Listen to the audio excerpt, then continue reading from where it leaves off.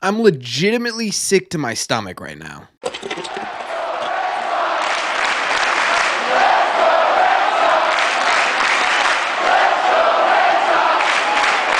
What is going on, everybody? Welcome back to Red Sea Radio. My name is Corbin. The Boston Red Sox are a millimeter from this offseason turning into another disaster offseason. Honestly, the disaster offseason. I would even say worse than last offseason, but there is one way the Red Sox can salvage this right now, and it is by signing someone big. So what we're going to do in today's video is we're going to break that down, how the Red Sox can fix this thing, and if I have faith that they are even going to be able to. But before we get into that, just a heads up, we are going to be live tonight on this channel. We're either going to be going full scorched earth on this Red Sox team, or we're going to be talking about what the next move is going to be. That's all going to be tonight, right here on this channel, 7 p.m. Eastern time. Thank you all very much for clicking on this one. Let's get into it. For those of you who are a bit confused as to how my optimism did a full 180 over the last 2 days, it's kind of a simple path to absolute anger from Red Sox fans, right? Because coming into this offseason, yes, I understand that the Red Sox have had issues promising things and then not being able to deliver over the last couple of years, but this year felt different. I think everyone can acknowledge this year felt different because it wasn't the Red Sox who were saying the Red Sox were back. It was national analysts who owe nothing to the Red Sox or in order to protect them. It was agents who, again, owe nothing to the Red Sox. It was beat reporters, trustworthy beat reporters from this Red Sox team who have been bluntly fair with the Red Sox over the years, saying, look, this year is different. They're coming at it with an intent that they haven't come at it with in a very long time. And you sit there and you say, okay, my dumb brain is sitting there saying, no, there's no way the Red Sox are actually going to do this. But a big part of me was also like, you know what? This makes sense. The timing all lines up for the Red Sox to go out there and do something notable. Well, we're almost done with the winter meetings here, and you sit there and you say, okay, Snell goes to the Dodgers. That was a guy the Red Sox were really interested in, would have fit pretty well, but that was a bit of an overpay. It's still early. Then you get Willy Adames to the Giants. You say, okay, again, that's another guy the Red Sox kind of wanted. We know that they have met with him a couple of times, but that was an overpay. Again, still plenty of options. Plus, you're in big on Soto. Well, Soto comes down. The Red Sox put up $700 million. You say, well, okay, the Red Sox, that's encouraging. They're looking to spend that money. They are putting that on the table. Soto was always going to the Mets. The Mets were simply not going to be outbid.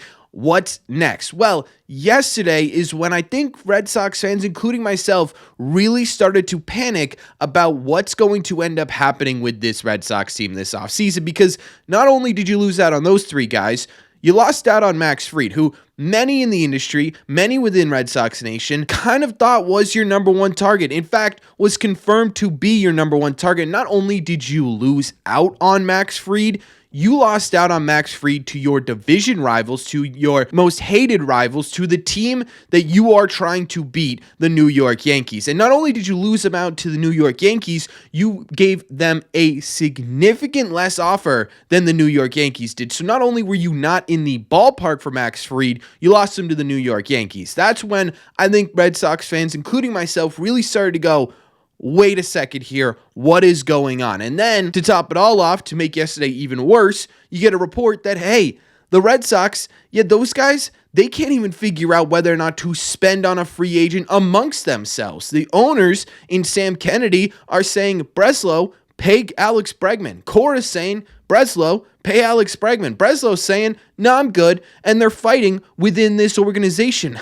So over the span of the last few days, we've gone from, man, everyone in the industry saying the Red Sox, they're ready to spend, they're ready to play with the big dogs, to the big dogs have eaten, chewed, and spit out the remains of the Boston Red Sox. That is absolutely ridiculous. When I say we are on the verge of an absolutely total disaster, I think we are on the verge of a disaster with this front office that tops last year's disaster. Because last year, it was, oh man, we're going full throttle. And then immediately, everyone's like, no, these guys aren't going full throttle. I don't know what the hell they're talking about. This year, they say, hey, we're willing to spend. We're willing to go over the luxury tax to spend. We're willing to give out mega contracts. Hey, you guys have been patient. We're going to give you what this fan base deserves. We want to compete in the AL. And you know what? Everyone around them said, yeah, that's exactly what they're trying to do. Now it's like all of a sudden you've gone a full 180 to absolutely nothing. Now I will say it's not over yet. That's the title of this video. I'm going to believe until there's nothing to believe in. Call me an idiot, call me what you will, but there is one way the Red Sox are going to be able to fix this thing, and that is by signing Corbin Burnes. Corbin Burnes is the only true top free agent still available on this year's market. He is an absolute bona fide ace. He's a workhorse. Yes, there are concerns with the drop in velocity and whiff rate, but that was improving at the time of the end of the year last year. There is significant interest in Corbin Burnes, I think, from any Red Sox fan. This is the guy that you need to go out and get. He's the only name available left on this open market. This is the dude you need to overpay. And not only is this the dude that you need to overpay, there's not really any competition for this guy. The Dodgers, they're out on Corbin Burnes. The Mets, they're out on Corbin Burnes. The Yankees, they're out on Corbin Burnes. You are down to the Giants, who have already had reports that, hey, this price range might go over what they're comfortable spending on, and the Blue Jays, who, hell, they could throw whatever money at Corbin Burnes. You're still in a better situation than the Blue Jays, and that's what's driving me nuts about all of this. I'm literally shaking. I'm so mad about what's going on with the Red Sox right now, because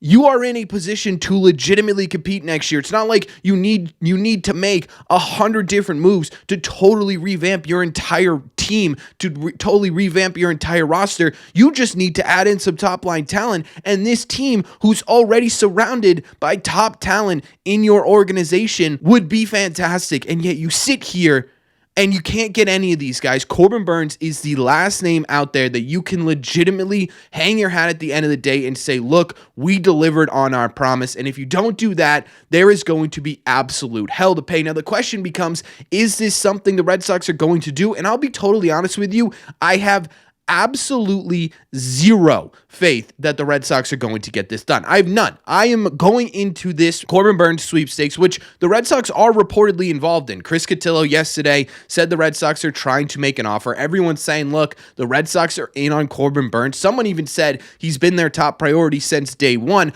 I don't believe that. I have no reason to believe that Corbin Burnes is a legitimate priority for the Red Sox right now. And the reason I say that is because pretty immediately after we got, hey, the Red Sox, they're in on Corbin Burnes, we also got the San Francisco Giants and Blue Jays. Yeah, they're considered the favorites because the Red Sox are so hesitant on not spending for Corbin Burnes that there is a possibility you could get Nick Pivetta. Nick Pivetta.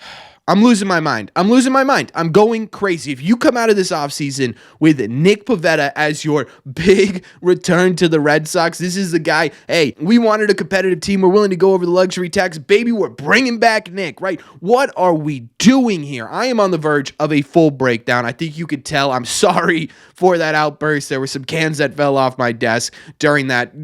I don't even know what that was. I sit here and again, this Red Sox team continues to disappoint. Again, I'm not going to go full scorched earth just yet. I think the Red Sox signed Corbin Burnes. This kind of defeats the purpose of me even getting angry, right? If they land Corbin Burnes, I'm a very happy camper. I think most people would be a very happy camper. That would be fantastic. I loved Max Fried. He was my number one target, but I'm certainly not going to complain about the Red Sox spending on Corbin Burnes. If that happens, all credit to them. I have no faith it's going to happen. And even if the Red Sox don't get Corbin Burnes, but they still have a fairly decent offseason, let's say they go for Walker Buehler, they get Alex Bregman, then they trade for Luis Castillo, does that on paper make them better? Yeah, absolutely. But this was supposed to be your reemergence into competition in the American League. This was supposed to be your sort of coming out party, right? The Red Sox are back to being a man. The Red Sox are back to being that dude in Major League Baseball. Does Walker Buehler, Alex Bregman, and Luis Castillo scream they're back to being that dude in Major League Baseball? Not really. It screams, hey, we're a competitive mid-level market team, and that's just simply not who the Red Sox are. And I'm sorry, this is an absolute rant video. I just need to get all my feelings out on this topic because I think if I sit here and not talk about it and just pray that Corbin Burnes ends up on the Red Sox, I'm going to end up driving myself absolutely insane.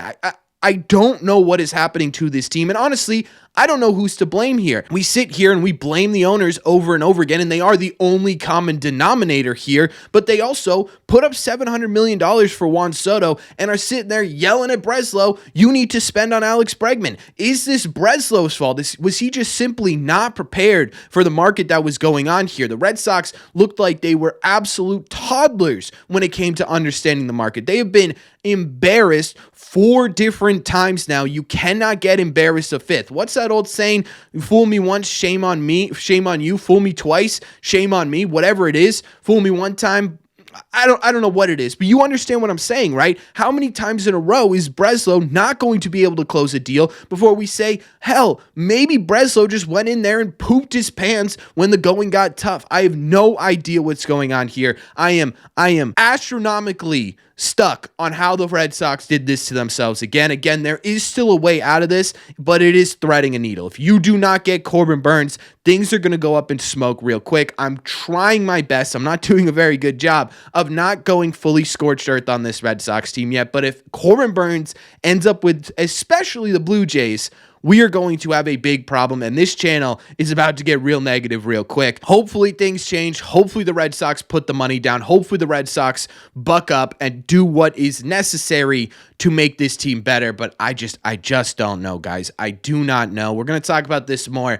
in the live stream tonight for sure, but let me know in the comment section down below, how are you guys feeling? Are you in full panic mode yet? Are you still holding on hope that maybe the Red Sox pull something off and go and get Corbin Burnes to make this thing better? Let me know where you're at with this Red Sox offseason in the comment section down below. As always, if you made it to the end of this video, do me a favor. Make sure you guys have hit that subscribe button if you haven't already. If you're new here, we talk Red Sox content almost every single day. Also, make sure you guys have hit the like button on the video as well. It simply helps out a ton. It's the best way to let me know you're enjoying the content. Don't forget, if you want to listen instead of watch these episodes, all you got to do is head over your favorite podcasting app and look up Red Seat Radio. Thank you all very much for clicking on this one. I'll see you in the Red Seats.